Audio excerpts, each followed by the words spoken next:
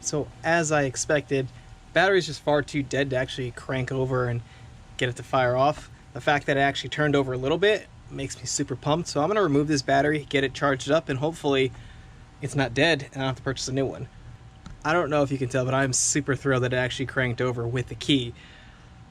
That's just one less thing for me to figure out. So funny story, I've never taken out a battery from a Vanagon before, and I didn't realize that in order to get to the battery, you have to rotate this seat. Which was awesome because I didn't know that it spun 360. Awesome idea, V-dub. Love it. I removed the positive, removed the negative. There's supposed to be a battery hold down, I'm assuming, that clamps on the battery. Mine was optional.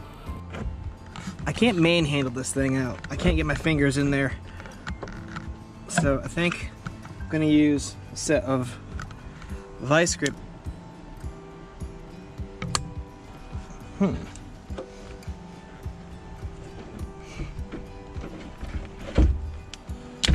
Uh-oh. Well, shit.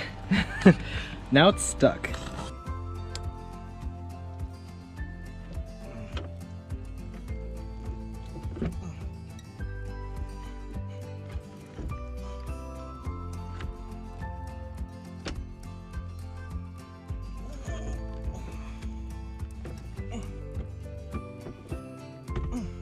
Yeah, that was a tight fit. I'm looking around to see if I find a date sticker.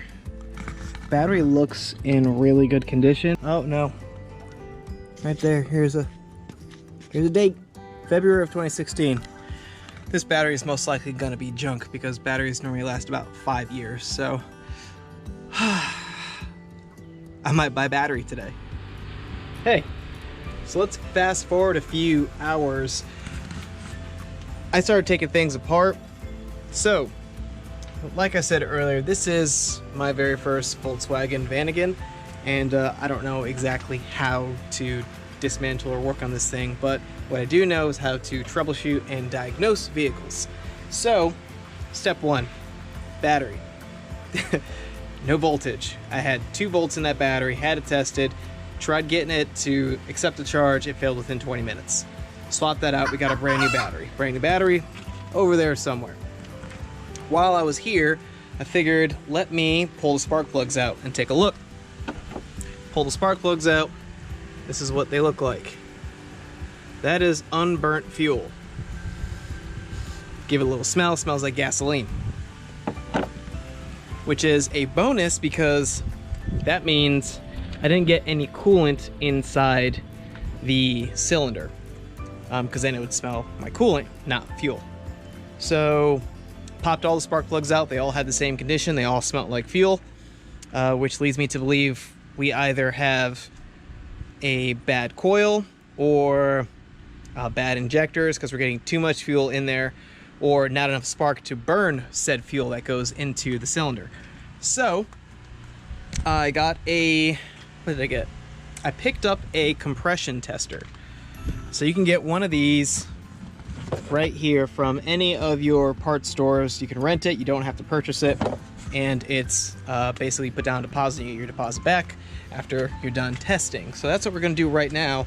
I'm curious to see what the compression is on all 4 cylinders to see exactly where the health is on this vehicle.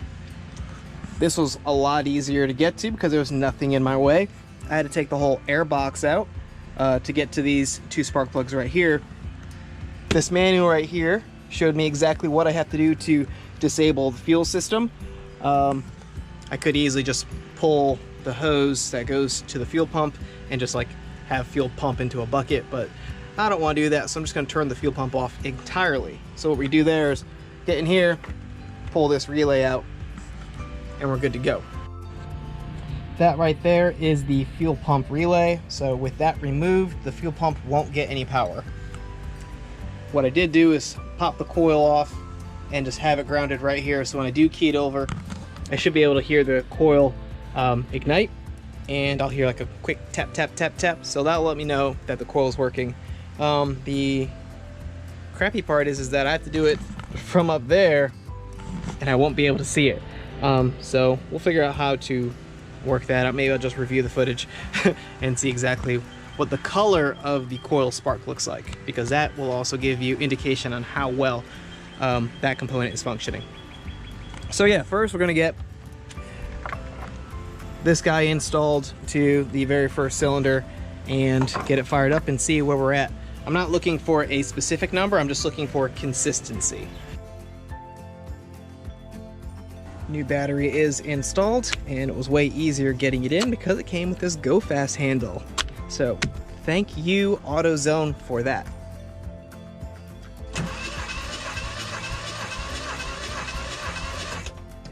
Looking at right around 100 PSI. So let's try that again, see if it gets better.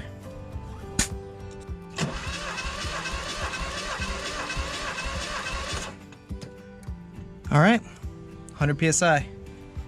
Noted.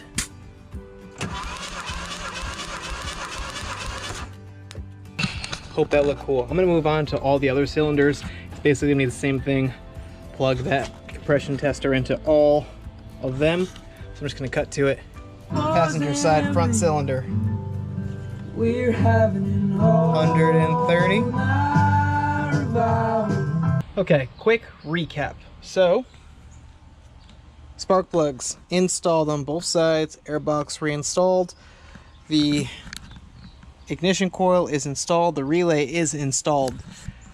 I received roughly 90 to 120 PSI across the board. So not very consistent. So gotta look into that a little more and see exactly what's happening, why I'm not getting, you know, within 10 PSI, not even 10, maybe 5 PSI difference. I was super pumped when I saw 120 PSI, and then the next cylinder was 100, and I think my lowest cylinder was 90 PSI. So there's a substantial difference in between all four. I do have to check the big old Bible to see what the spec is. So I'm gonna crank it and see if I hear a fuel pump. If we do hear a fuel pump, I'm gonna send it and see if we can get this girl to fire up.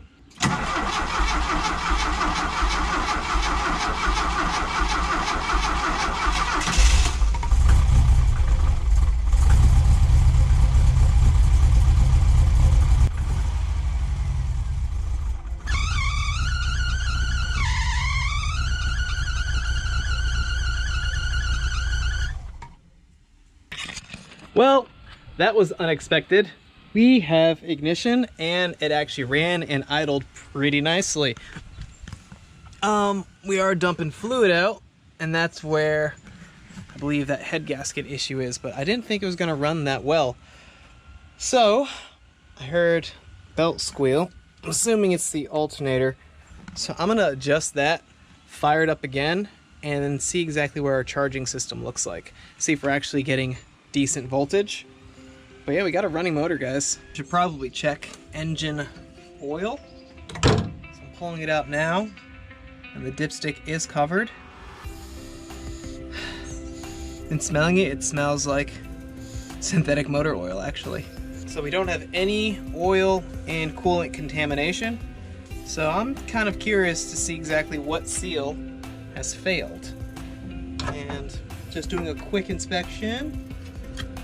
I just wiped it off. Oil is still clean. Not sure if you can see that, and it's full. So now we're gonna adjust this alternator. I'm gonna pick up a more modern style bracket from Go Westy. It's got a ratchet right here, or a gear assembly, so the alternator doesn't lose tension. But this just has the original slotted with the bolt. So all I have to do is just crack this guy loose, rack the alternator up a little bit, and it should be tight so it doesn't squeal. Quick inspection, this bolt's it's finger tight. It's not supposed to be finger tight, so that's why this alternator's bouncing around. So we are gonna, just curious if this changes position. Okay, so the adjustment bolt is loose. Let's see, the bracket down here is not loose. Okay, it's got two different bolts. To pry up on this guy, down here.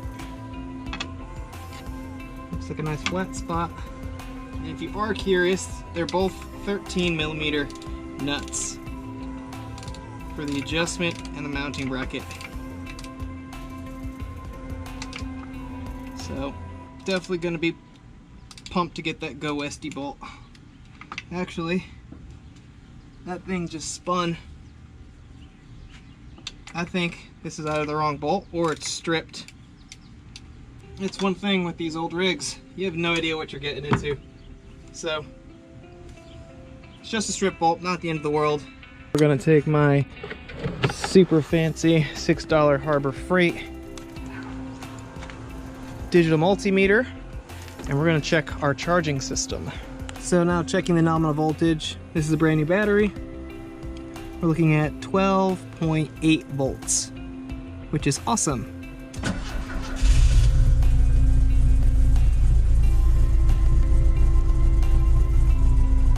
Solid. 14 volts. So our charging system does work. Looking up at the dash, we got the e-brake light on, which is normal. Our coolant temp is rising. We have a fuel gauge.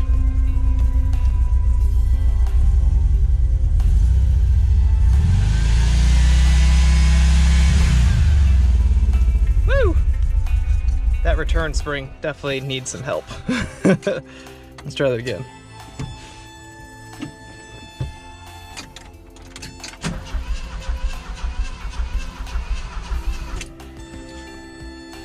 The fuel pump kick. Lights are on.